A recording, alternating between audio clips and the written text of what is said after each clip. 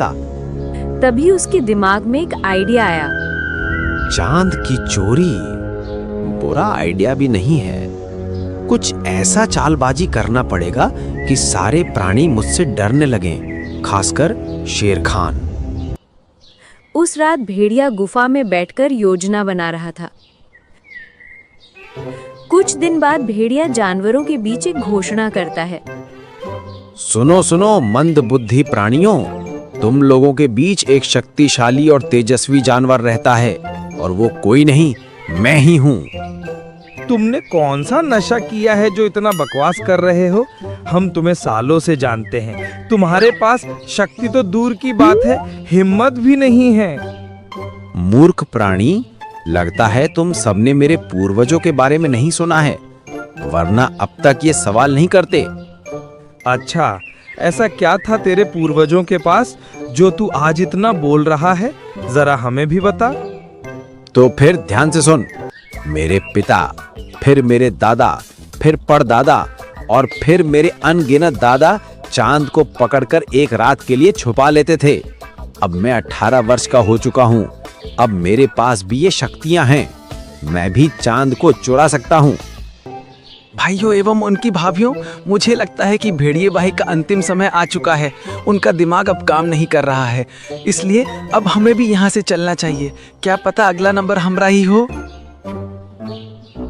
अरे जाओ जाओ, कल मैं चांद को चुराकर ये साबित कर दूंगा कि मुझ में भी मेरे पूर्वजों की शक्तियां हैं। मैं मामूली भेड़िया नहीं हूँ। रात को सभी आसमान की तरफ टकटकी लगाकर देख रहे थे, मगर चांद निकला ही नहीं। अरे बाप रे, भेड़िया तो सच कह रहा था। वो सच में ताकतवर है। उसने चांद को चुरा लिया है। लगता है अब उसके पास उसके पूर्वजों की शक्ति मिल चुकी है। लेकिन अगर भेड़िए ने चांद को नहीं छोड़ा तो अब क्या होगा? अगले सुबह भेड़िया जानवरों के बीच पहुंचा। कल तुम सब ने मेरी असीम शक्ति को देखा होगा। मैं मामूली भेड़िया नहीं हूँ, चांद को चुराने वाला मायावी भेड़िया हूँ। अब सब तुम मेरे सामने झुककर सलाम करो।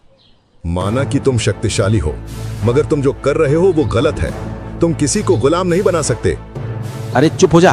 तुझ जैसा मूर्ख राजा मैंने आज तक नहीं देखा। भला हम यहाँ शिकार नहीं करेंगे तो कहाँ करेंगे? आज से मैं तुम सबका राजा हूँ। आज से मेरा कानून लागू होगा। ऐसे कैसे तुम राजा बन सकते हो? इससे पहले मुझसे मुकाबला करना पड़ेगा। अगर मैं हार गया तो तुम राजा बन जाना। तुम सच में मूर्ख हो।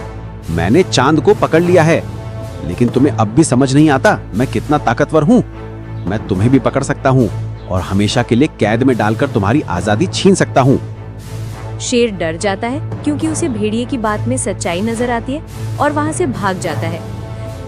सबसे पहले मैं शेर खान के द्वारा बनाए गए कानून को खत्म करता हूँ। अब से जंगल में शिकार किया जा सकता है। शिकारी कभी भी शिकार करेगा, कोई रोक टोक नहीं है। जानवरों को अपना आधा भोजन मुझे देना पड़ेगा, वरना अच्छा नहीं होगा। सभी डरकर भेड़िए की बात से सहमत हो जाते हैं। अब भेड़िया मजे से दिन काटने लगा, मगर एक रात चांद का एक भाग निकल आया। उसे देखकर सभी चौंक गए। भेड़िए के पास पहुंचे। क्यों भाई भेड़िए, तुमने बोला था कि चांद को तुमने पकड़ लिया है, तो फिर ये चांद कैसे नजर आ रहा है? भेड़िया थोड़ा घबरा जाता है और कहता है, अरे ये मेरी कृपा से बाहर आया है।